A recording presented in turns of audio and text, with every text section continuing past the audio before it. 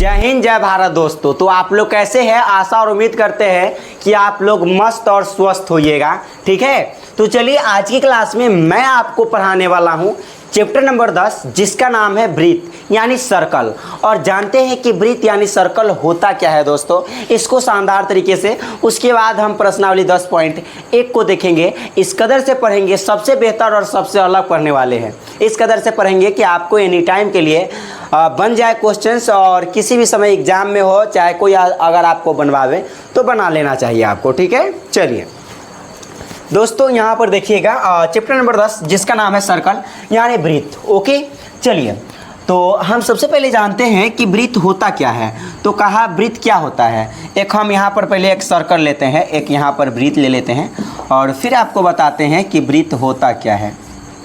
Breathe होता क्या है। ओके, तो यहाँ पर देखिए सर्कल, ब्रीथ बोले तो इसको सर्कल बोलते हैं। और क्या होता है सर्कल से पहले ध्यान से समझिए। कहता है किसी निश्चित बिंदु से, क्या कहता है दोस्तों, किसी निश्चित बिंदु से समान दूरी पर, मान लीजिए कि बीच में हम एक बिंदु मान लिए, वही कहता है किसी निश्चित बिंदु से समान दूरी पर स्थित, समान दूरी पर स्थित बिंदुओं का बिंदु पथ, मतलब इससे बहुत सारे यहाँ पर होगा, समान दूरी पर स्थित बिंदु होगा, ऐसे होगा, फिर यहाँ पर ऐसे होगा, ऐसे होगा, ऐसे होगा, ऐसे होगा, ऐसे होगा, और इस सब पर क्या होगा दोस्तों, तो यहाँ पर बिंदु होगा। इतना सारा बिंदु होगा ना, इसको आप काउंटिंग नहीं कर सकते, गिन नहीं सकते। वही कहा दोस्तों कि यहाँ पर क्या कहा कि ब्रीथ किसे कहते हैं, तो किसी निश्चित बिंदु, मान लीजिए बीच में आपका सी बिंदु रहा होगा, किसी निश्चित बिंदु यानी सी से समान दूरी पर, ये यहाँ से यहाँ तक क्या है, समान दूरी, सबका क्या है, समान दूरी, यहाँ से यहाँ तक समान दूरी, यहाँ से यहाँ तक समान दूरी, यहाँ से यहाँ तक क्या है, सबका समान दूरी है। समान दूरी पर स्थित बिंदुओं का बिंदु पथ, मतलब बहुत सारे बिंदु है, यहाँ से बहुत सारे, यहाँ पर समान दूरी से हम त्रिज्या खींच सकते हैं। यहाँ से यहाँ तक जो खींचते हैं क्या होता है दोस्तों, त्रिज्या होता है। तो बहुत सारे त्रिज्या खींच सकते हैं, और त्रिज्या से ही बहुत सारे बिंदु है तो बहुत सारे त्रिज्या खींचा जाएगा। तो वही कहा कि समान दूरी पर स्थित बिंदुओं का बिंदु पथ, बिंदुओं का बिंदु पथ मतलब बिंदुओं, ये जो बिंदु है बहुत सारा बिंदु होगा, और बहुत सारे बिंदु मिलकर एक बिंदु पथ तैयार करेगा, बिंदु की रास्ता, बिंदु पथ कहने का मतलब बिंदु की रास्ता तैयार करेगा। इसी को क्या कहते हैं, हम ब्रीथ कहते हैं। It's very simple. उम्मीद करते हैं कि आपको ब्रीथ किसे कहते हैं ये समझ में आ गया होगा। अब इसमें थोड़ा थोड़ा और भी बात जान ले दोस्तों, कि मान लीजिए कि आपके केंद्र, यहाँ पर ये केंद्र रहा, और केंद्र में मान लिया जाए ये सर्कल रहा, केंद्र में, ये केंद्र को हम सी से दिखा दिए, ये क्या है आपका केंद्र, ये ब्रीथ है, ये ब्रीथ है, ये क्या है, ये केंद्र है। ठीक है, अब देखिए यहाँ पर दो तीन चीज़ें आपको समझना बहुत ज़रूरी है, बहुत ही ज़रूरी है दोस्तों। ये देखिए ये क्या कहलाता है, इसको क्या बोलते हैं, तो इसको बोलते हैं दोस्तों परिधि। तो कहेंगे ब्रीथ की जो कुल लंबाई होता है उसी को क्या कहते हैं, परिधि। ये क्या है आपका, ये हो गया परिधि। जो यहाँ ये गोलाकार लाइन जो दिखाई दे रहा है ना, यही क्या है, परिधि है। तो कहेंगे ब्रीथ की जो कुल लंबाई होता है उसको क्या कहते हैं, परिधि कहते हैं। इस बात को जरूर आप ध्यान रखेंगे। उसके बाद है दोस्तों, ये हो गया, उसके बाद ध्यान से समझेंगे। परिधि तो आप समझ गए, फिर आप समझिए कि त्रिज्या क्या होती है। तो दोस्तों केंद्र से लेकर परिधि तक की दूरी को, केंद्र से लेकर यहाँ पर, ये केंद्र से लेकर, ये सी क्या है, केंद्र है, केंद्र मतलब बीच में सेंटर है। केंद्र से लेकर ये जो परिधि है, केंद्र से परिधि तक की दूरी को क्या कहा जाता है, त्रिज्या कहा जाता है। क्या कहा जाता है दोस्तों, त्रिज्या कहा जाता है। त्रिज्या बोले तो इसको हम आर से दिखाते हैं, रेडियस, यानी केंद्र से परिधि तक की दूरी को, केंद्र से परिधि तक की दूरी को क्या कहते हैं, त्रिज्या कहते हैं। यदि आपको कहेंगे कि बताइए दोस्तों यहाँ पर कि व्यास क्या होता है, व्यास, तो कहेंगे व्यास क्या होता है दोस्तों।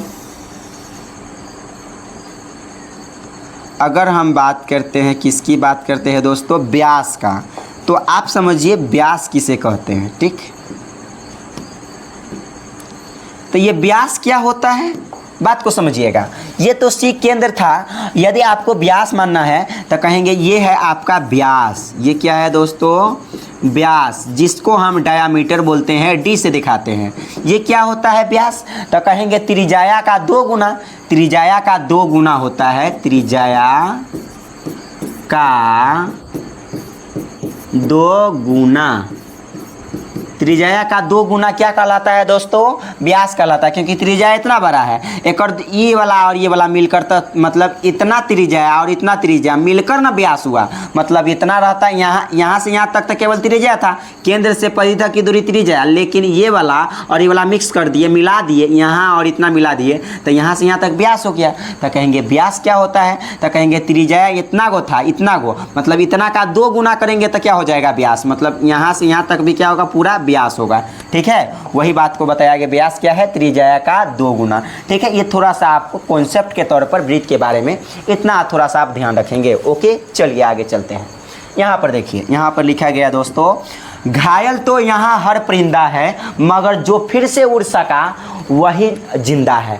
मतलब आप सोच रहे हैं बैठे हुए कि नहीं अभी तक कुछ नहीं पढ़े हैं और हम घायल हैं, नहीं कुछ कर पाएंगे, नहीं कुछ कर पाएंगे, ये मत सोचिए दोस्तों, क्योंकि आप एक घायल परिंदा है और फिर से उड़िए, आप वही जो है फिर से उड़िए और ज़िंदा हो जाइए। यदि आप सोचते हैं कि नहीं हमको क्लास 10th में टॉप करना है, फर्स्ट करना है और हमें मैथ में अच्छे से अच्छे मार्क्स को गेन करना है, तो आप फिर से उठिए और ये सोचिए कि नहीं अभी से भी मैं कर सकता हूँ, तो ज़रूर आप कर लीजिएगा। ओके, चलिए, इसका कहने का मतलब यहाँ था इतना। ठीक, चलिए, यहाँ पर महत्वपूर्ण तथ्य है, इम्पोर्टेंट तथ्य है इस चैप्टर में जो आपको पढ़ना चाहिए, ध्यान में रखना चाहिए। पहली है अप्रतिच्छेदी रेखा किसे कहेंगे? तो दोस्तों एक वृत्त बना लिया गया और वृत्त के इधर उधर चाहे किधर भी वृत्त के बाहर एक रेखा को खींच लिए।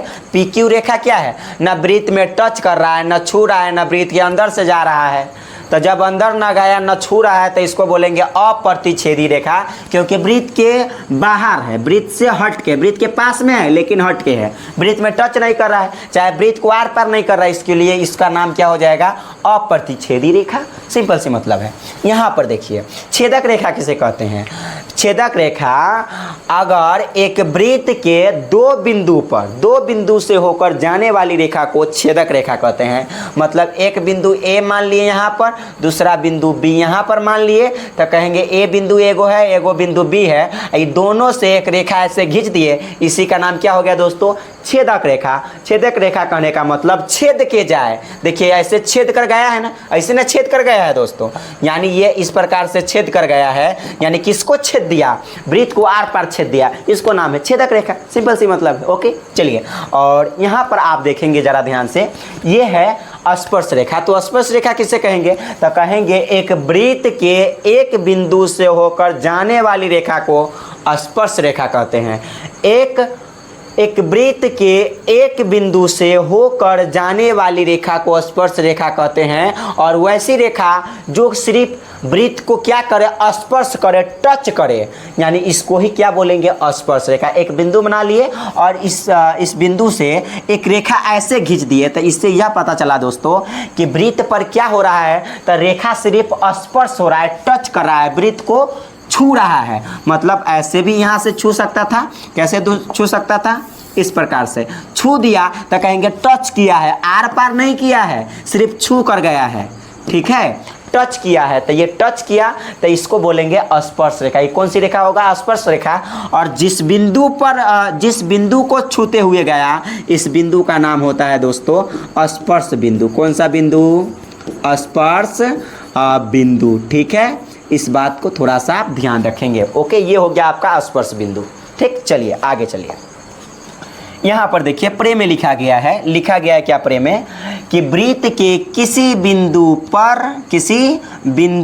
पर वृत्त के किसी बिंदु पर, तो यह एक वृत्त हो गया और बीच में एक बिंदु यहाँ पर मान लीजिए कि दोस्तों यह आपका एक वृत्त हो गया, ठीक है। यह आपका क्या हो गया दोस्तों, वृत्त हो गया। कहा ना कि वृत्त के किसी बिंदु पर, तो एक बिंदु हम यहाँ पर ये ले लिए, ठीक। तो किसी बिंदु पर स्पर्श रेखा हम यहाँ पर एक बिंदु है और इस बिंदु से ले लेते हैं, यहाँ पर एक स्पर्श रेखा खींच लेते हैं। क्या करते हैं दोस्तों, यहाँ से एक स्पर्श रेखा हम यू प्रकार से ऐसे खींच लेते हैं, ठीक है। ये क्या हो गया दोस्तों, यहाँ पर जो है आपका हो गया, आप कहेंगे ये हो गया स्पर्श रेखा। देखिए कैसे हो गया स्पर्श रेखा।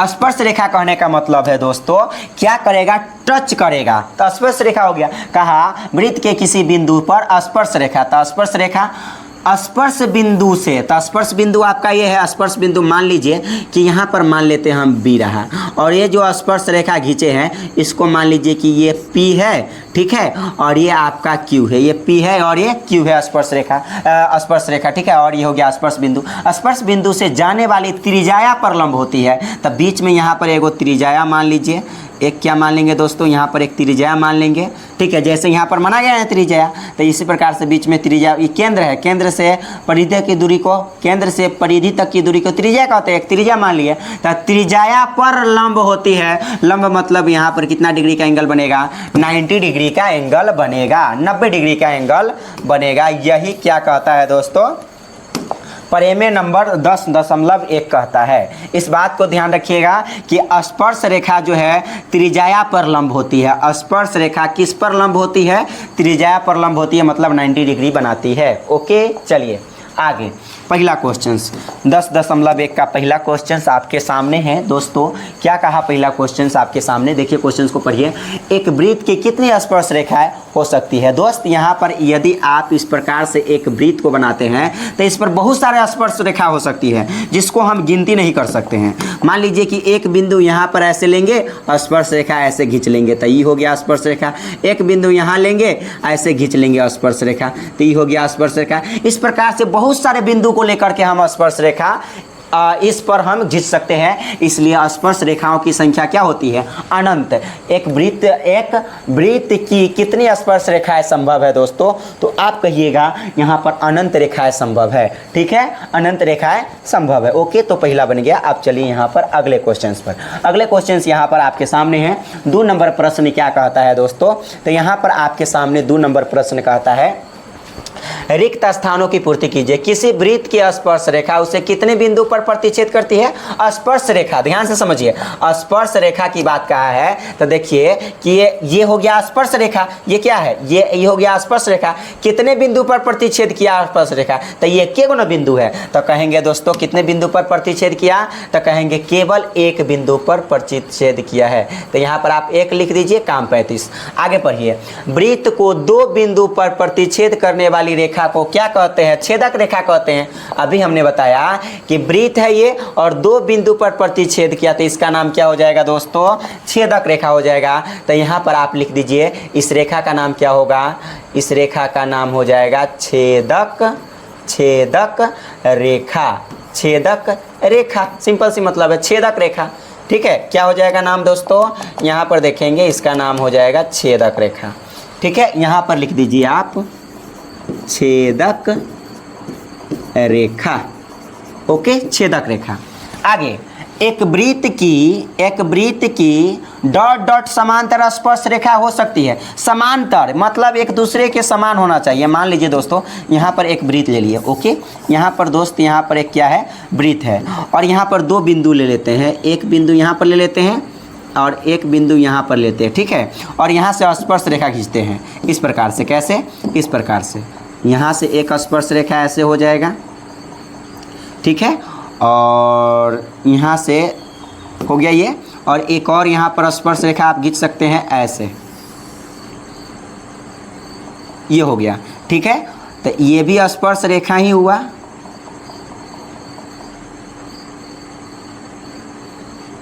ये दोनों क्या है, स्पर्श रेखा है। तो कहेंगे यही कहा कि वृत्त, एक वृत्त हो गया, एक वृत्त की डॉट डॉट समांतर, समांतर कहने का मतलब है दोस्तों यहाँ पर एक दूसरे के समान आना चाहिए। जैसा ये रेखा है वैसे नीचे वाला रेखा है, ये रेखा इसके समांतर है, इसलिए कहा कि एक वृत्त की कितनी स्पर्श रेखा हो सकती है, तो एगो दो स्पर्श रेखाएं संभव है। यानी कितने समांतर स्पर्श रेखा हो सकती है, ये इसके समांतर है, ठीक है। अगर आवरो बनाए दोस्तों, आवरो बनाए तो एक वृत्त आप ऐसे लीजिएगा, एक समान स्पर्श रेखा ये हो जाएगा और एक स्पर्श रेखा ये हो जाएगा, इसे क्या बोलते हैं, स्पर्श रेखा कहते हैं। मतलब किसी भी प्रकार से बनाए दुइये गो स्पर्श रेखा होगा, स्पर्श समांतर रेखा, समांतर रेखा, एगो इधर या एगो ऊपर एगो नीचे, या ऐसे बनाएंगे, जैसे भी बनाएंगे दुइये गो होगा, ठीक है।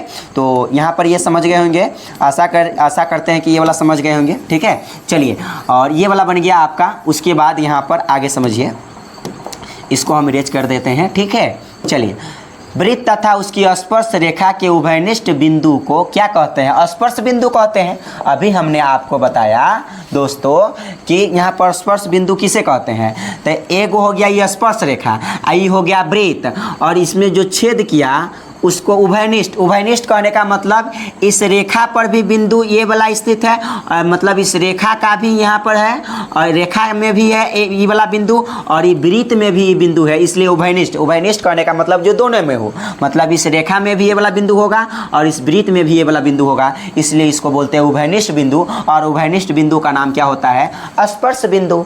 सिंपल सी मतलब है, तो आप यहाँ पर लिख देंगे स्पर्श बिंदु। क्या बोलते हैं, स्पर्श बिंदु, लिख दीजिए आप स्पर्श बिंदु, हो गया आंसर। ओके, चलिए आगे चलिए और समझिए। ये क्वेश्चंस आपके सामने है 3 नंबर। क्वेश्चंस का आता है दोस्तों 5 सेंटीमीटर त्रिज्या वाला एक वृत्त, तो एक वृत्त ले लिए, ठीक है, एक वृत्त ले लिए, कहा 5 त्रिज्या कितना होना चाहिए, 5 सेंटीमीटर, ठीक है। तो हम एगो केंद्र यहाँ पर बना लेते हैं, बीच में अनुमानतः एक केंद्र यहाँ पर बना लिए, और यहाँ से एक त्रिज्या खींच लेते हैं। ओके, तो एक यहाँ पर आप त्रिज्या खींच लीजिए, ऐसे खींच लिए यू प्रकार से, ये क्या किए हम, त्रिज्या खींच लिए, ठीक। त्रिज्या कितना है, 5 सेंटीमीटर है दोस्तों। ये सेंटीमीटर, कितने सेंटीमीटर त्रिज्या, मतलब केंद्र से परिधि तक की दूरी त्रिज्या है। तो त्रिज्या वाले एक वृत्त के बिंदु P पर स्पर्श रेखा, बिंदु P पर क्या होना चाहिए, स्पर्श रेखा। मतलब मान लीजिए कि ये वाला बिंदु होगा आपका, इस बिंदु का नाम मान लेते हैं दोस्तों P, इस वाले बिंदु का नाम क्या मान लेते हैं दोस्तों, P। कह रहा है कि वृत्त के बिंदु P पर स्पर्श रेखा PQ, स्पर्श रेखा होना चाहिए, क्या होना चाहिए, PQ। तो स्पर्श रेखा हम एगो खींच के बताते हैं आपको, कैसे खींचेंगे, इस प्रकार से खींच लिए स्पर्श रेखा, ये हो गया आपका स्पर्श रेखा। और ये कहाँ पर है, यहाँ बिंदु P पर है, तो ये वाला बिंदु क्या होगा, बिंदु P पर स्पर्श रेखा PQ। तो स्पर्श रेखा क्या होना चाहिए, PQ होना चाहिए, केंद्र O से जाने वाली, केंद्र O का नाम लिया ना, यानी केंद्र यहाँ पर O है। तो केंद्र क्या है दोस्तों, तो केंद्र यहाँ पर आप मान लीजिए O रहा, ठीक। केंद्र O से PQ, P और Q होना चाहिए। तो एक बिंदु मान लीजिए, इस जगह हम बना देते हैं दोस्तों Q, क्या बना देते हैं, Q बना देते हैं। तो वही कहा, मान लीजिए कि यहाँ पर Q हमने बना दिया, Q बना दिया इस वाले बिंदु पर, ठीक है। तो स्पर्श रेखा PQ, ये स्पर्श रेखा है क्योंकि स्पर्श किया, टच किया। PQ केंद्र O से जाने वाली एक रेखा बिंदु, एक रेखा से बिंदु Q पर इस प्रकार मिलती है, बिंदु Q पर इस प्रकार मिलती है कि OQ बराबर 12 सेंटीमीटर। मतलब OQ बराबर कितना दे दिया दोस्तों, 12 सेंटीमीटर। बस ध्यान को समझते हुए चलिए, OQ बराबर यहाँ पर कितना दे दिया आपका, 12 सेंटीमीटर। OQ का वैल्यू दे दिया यहाँ पर 12 सेंटीमीटर, ठीक, 12 सेंटीमीटर। तो PQ की लंबाई क्या होगा, मतलब PQ हमसे पूछ रहा है दोस्तों कि पी क्यू की लंबाई क्या होगा। देखिए दोस्तों, आप क्या जानते हैं, अभी हमने प्रमेय बताया 10.1 प्रमेय क्या कहता है कि स्पर्श रेखा जो है त्रिज्या पर लंब होती है, और लंब कहने का मतलब है यहाँ पर 90 डिग्री होगा। लंब कहने का मतलब यहाँ पर 90 डिग्री, और 90 डिग्री के सामने वाला भुजा को क्या कहते हैं, हम कर्ण कहते हैं। क्या कहते हैं दोस्तों, कर्ण कहते हैं। तो कर्ण अगर बराबर फार्मूला होता है, पाइथागोरस प्रमेय लगा देंगे। जैसे ही ये 90 डिग्री बन गया तो इसमें आप पाइथागोरस प्रमेय लगाएंगे।